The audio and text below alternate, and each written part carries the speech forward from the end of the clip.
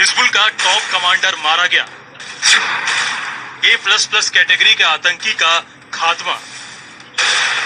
ना उसकी चालाकी चली, ना उसका शातिराना अंदाज, ना उसका नेटवर्क काम आया और ना ही उसे छिपने का ठिकाना बचा पाया।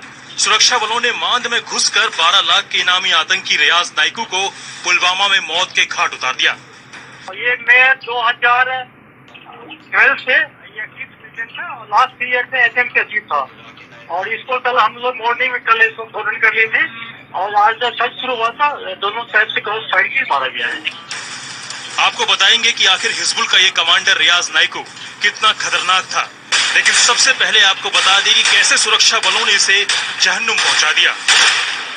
सुरक्षा बलों के सीने में आग धधक रही थी, फौलादी बाहें फड़क रही थी। भले ही इसका कनेक्शन हंदवाड़ा की घटना से सीधे सीधे नहीं था, लेकिन सुरक्षा बलों की आंखों में शहीद सेना के अधिकारियों और जवानों का चेहरा चमक रहा था। हंदवाड़ा की घटना को पाकिस्तान के पालतू आतंकी संगठन लश्कर ने अंजाम दिया था, लेकिन जब इस हिजबुल मुजाहिदीन के टॉप कमांडर रियाज नाइकू के पुलवामा के बेगपुरा में छिपे होने की खबर मिली तो सुरक्षा बलों ने इसे घेरने का प्लान बना लिया। कश्मीर का मोस्ट वांटेड आतंकवादी हिजबुल का कमांडर रियाज नाइकू मारा गया।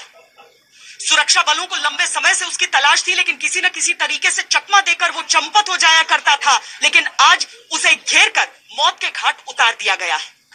सवाल सुरक्षा बलों के सामने एक बड़ा है, वो ये कि बुरहान वानी के बाद जिस तरीके से कश्मीर जल उठा था, इस बार वैसा कुछ न होने पाए। रियाज नाइकू का खात्मा हुआ है, लेकिन ये आतंक के खात्मे की शुरुआत होनी चाहिए। अब आपको बता दें कि रियाज नाइकू का मारा जाना सुरक्षा बलों के लिए कितनी बड़ी कामयाबी है। रियाज नाइकू के पीछे क्यों पड़ी थी सुरक्षा एजेंसियां? कितना खतरनाक था हिजबुल का मोस्ट वांटेड?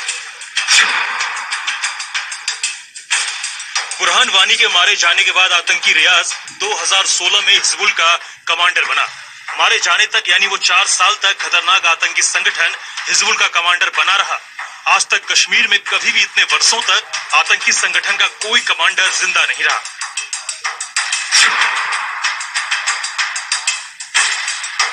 प्रोपेगेंडा का मास्टरमाइंड नाइकू युवाओं को भड़काने में माहिर था।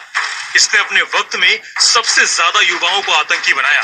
हालांकि अनुच्छेद 370 ने इसके इरादे पर पानी फेर दिया।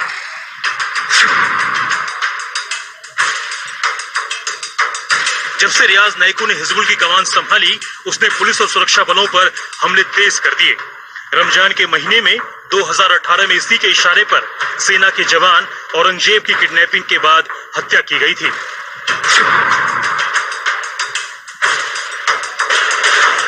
हिजबुल का ये कमांडर मारे गए आतंकियों के जनाजे में जाकर पहले दनादन फायरिंग करता था और फिर वहां इकट्ठा हुए लोगों को मजहब की आड़ में भड़काऊ भाषण देता था।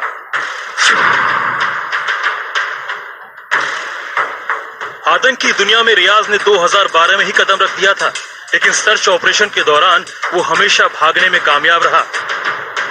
इस साल अब तक करीब 65 आतंकवादियों को सुरक्षा बलों ने ढेर कर दिया है। अप्रैल के महीने में 28 आतंकवादियों के सीने में गोली दाग दी गई थी।